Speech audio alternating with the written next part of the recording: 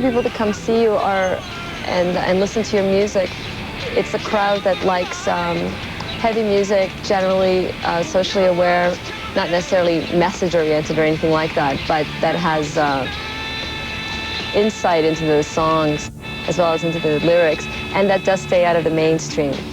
That seems to be really important, that, you know, maybe you make it on college radio or stuff like that, but that you don't have like a top 40 hit on you know, an AOR station or anything like that. Is that how you see yourselves as well?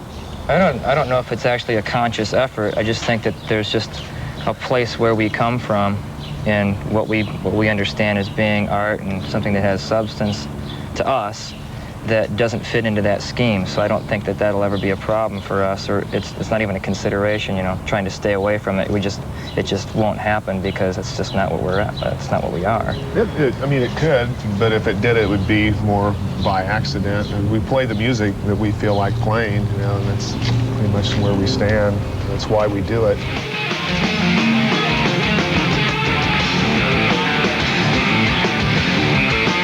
Are you serious about any issues as a band? Is there anything that's... Yeah, there's a lot of political issues that we're serious about. We all have our separate views about that, you know. Personal politics, which in turn makes social politics, you know. What about censorship? That's the one video that we've played. We believe in that. But we've given up. Everything should be censored. As you can see here, I've been censored. We got our anti-censorship video censored, so. So give it up. Well, You can't win. On MuchMusic. Huh? We played it all the time. See, people are free in Canada. Yeah, but were we naked, or do we America, have parental guidance stickers over our items? We thought it was very smart. We thought that was very cute, very funny. They fell for it? All right. Does your anger come from direct experiences, or is it just anger about life in general? I think it's a combination. I think it's a combination of things. What are you going to do about filtration yet? Sometimes I think in people's growing experiences, they tend to catch light of something that maybe the people around them didn't get to understand. And in some cases, I think that kind of understanding, rather than it helping a person, ends up hindering them in the face of everyday realities and procedures and stuff. It just ends up being a burden, you know, like the kid growing up too fast. It just ends up kind of messing them up a little bit. I'm not saying that they shouldn't have those experiences. I just think that it should be dealt with better. I don't know. I find the videos in some ways really grotesque, and which I guess is one thing, which is what you probably want, a little bit of that reaction. I'm not really sure if it's a matter of reaction, really. I think that they're just images that we've come to be comfortable with. You know, the balances of images. I think a lot of people who have been sheltered all their lives and ignored realities tend to not really understand the ugly sides of nature as being necessary and present. And I think it's unfortunate. I think they're essential elements to growth. A lot has been sort of said about your penchant for real horrific images, and yet you're these really nice, normal guys who love pets. But why do you have such a penchant for horrific album covers, you know, dark, bizarre videos? I think most of us grew up in a pretty sterile environment. A lot of that stuff just wasn't around. It's all pretty much peaches and cream, you know, flowers. Everything's nice, ignore all the bad stuff. And it's just, the world's just not like that. And I think that the sooner people get to the point where they realize that the ugly stuff is just as important as the beautiful stuff, it goes hand in hand, I think that we can get on with evolving. Do you find beauty in horrific images? Yeah, definitely. How so? It's just there, you know. It's a part of reality. It's a part of life. Birth, death, light, dark. It's just there. What about your new video, Prison Sex? That one has some pretty dark imagery. I believe it's all metaphoric for child abuse. Sexual child abuse. Sexual child abuse. Why did you guys write that song? Why did you make a video about it? It was, well, generally we write, you know, music the music comes first, and then the ideas come afterwards. And the reason ideas come afterwards is because the music ends up kind of tapping into something way down deep inside that hasn't been addressed yet or needs to be addressed. And that song was written out of need. So thus the video. I think there may be some question about prison sex because some of the images are disturbing, even though it's an animated video. What would you say to people who may question it? They have some soul searching to do. Do you think? If it's, some people have found it really disturbing, and I've had a few friends that have found out that there have been some memories that they've repressed that they didn't remember for a long time. And there's some issues that they needed to address before they come out the wrong way. I think sometimes people repress those childhood memories to the point where they come out later in really ugly ways. They pretty much dictate a lot of people's behavior, the way they deal with people on an everyday basis, their job situations, you know, everything. It just dictates their actions. And unless they can get a handle on what those memories were and work around them and work with them, I don't think that they can really lead normal, functioning lives. Do you think it's a video suitable for a music channel, that kids should be watching it? You know, there's a lot of videos on there that I think are far more offensive. Like what do you find offensive, for example? The Robert Palmer girls. You know, I think that's out of control. You know, a lot of the gangster rap videos, although they're saying a lot, they still are treating women like, you know, dog meat. And I think that's way more disturbing than our video. People start latching on to the personalities involved rather than listening to the music and the artwork that's being presented, you know? I mean, like the Mona Lisa, you look at the Mona Lisa and you absorb the Mona Lisa. You don't really worry about where the artist is living and, you know, what he looks like and how he drinks his coffee, and who cares, you know, how he cuts his hair. It's not important. What's important is the image that he's produced. You don't want to develop a cult of personality at all? No, it's not really necessary. How important is art to this band? It seems like you bring it up constantly. It's important. It's everything. Does all have a similar philosophy about life? Generally. Yeah, well, if not, we wouldn't be hanging out together, probably. And what is that? Live wrong and perspire. What he said. Shaka Bree Walker. Shaka Bree Walker. Live wrong and perspire.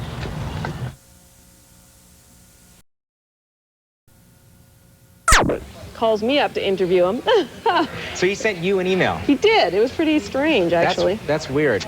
I guess, I mean, Tool videos haven't got a ton of play around MuchMusic. Only one has been deemed unsuitable for air, but the others, I think Tool fans in Maynard feel that they haven't got as much play as the sales and popularity of the band would have merited. So maybe that's why he wanted you. He picked you. He chose me. He hunted me down. We played email tag. And originally he agreed to be interviewed on the condition that we only talk about censorship. Wow. But in the end, we chatted about all kinds of different things.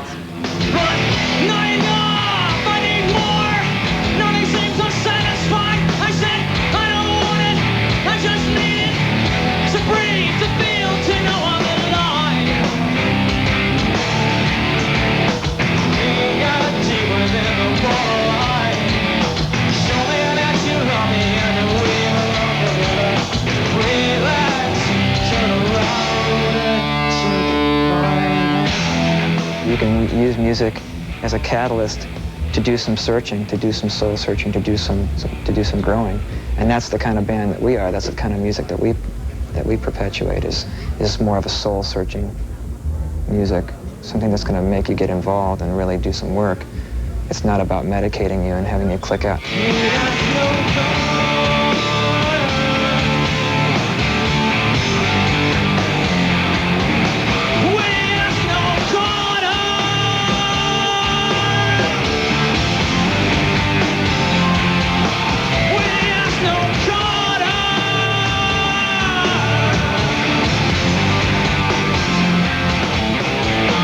People that just assume that we're hateful don't understand that hate and anger are two completely separate energies.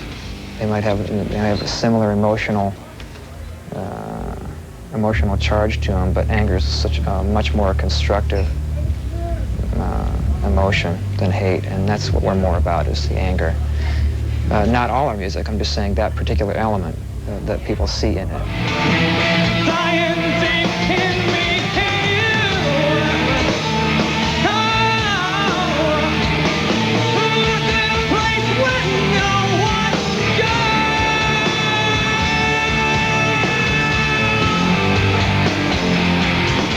Do you see there being feminine energy in what you're putting out?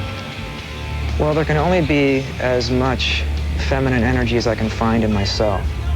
And having been raised a male and in a male society, I think I'm a long, long way from being empathetic to feminine points of view. I can be sympathetic. I can try to assimilate it and try to walk in your shoes, but I'll never know, you know? I don't have my moon every month. I'm not that connected to the earth, so. But you seem to have a lot of feminine energy as a person. Well, it's something that I'm working for balance.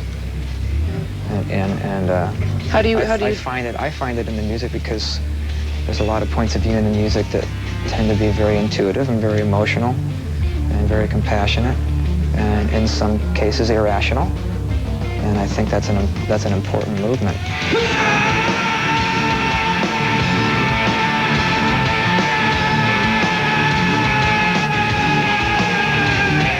Do you think that irrationality is a feminine quality? It's a very emotional quality. It's a quality of the will. And the will has been so pushed out of balance for so long by spirit and the mentalized, more analytical points of view that it's going to explode. You know, it's all this bottled up stuff that's been repressed. One of the things that we've kind of talked about is believe in nothing. But in believing in nothing, what we're saying is consider everything. Because the sooner you knock down your belief systems and the sooner you start to consider other things, the quicker you can start to grow. Those things that you can't look at, those things that you go, I can't go there, or I can't hear those words, those are exactly where you should go. Because the sooner that you release that magnetic charge or that emotional charge that you have on those things, the sooner you're going to move that energy and it's going to stop being denied. Because energy is energy. If you deny those negative energies, they don't just go away. It's going to come out somehow. They're going to come bite you in the ass somehow. This song is about choosing compassion over fear, grabbing life by the throat. Stinkfist is a guy who was a friend of Danny's in a band in Kansas, and he had recently passed away. And he was the kind of guy who really, he embraced life, pretty much. He just reached down in the muck and just grabbed it by the throat and really, you know, embraced life and took it to the fullest extent he could and wasn't afraid. He really wasn't afraid at all. Very, very powerful, very inspiring individual. And of course, there's that balance between really going for it and then that fear of going too far or going so far that you need even more to stimulate you. I really like the kind of Mother Earth figure who's kind of tossing around the abomination in the box. Because she's going to rear her ugly head and set things straight for sure, I would think. Because, you know, if you're one of those people that subscribe to the idea that the Earth has a consciousness, it's not just this chunk of rock, that it is a living, breathing organism that goes through changes, you got to figure that it's going to do what it has to do to survive, and it will get rid of the virus known as man. It's a song about, you know, the coming apocalypse and the purging of that scourge known as Los Angeles, which to many people in many walks of life, it would probably be a welcome change, because certainly the film industry and the music industry is a very misogynistic industry. So I'm sure a lot of women wouldn't mind starting over and getting rid of the Barbie doll. Amen.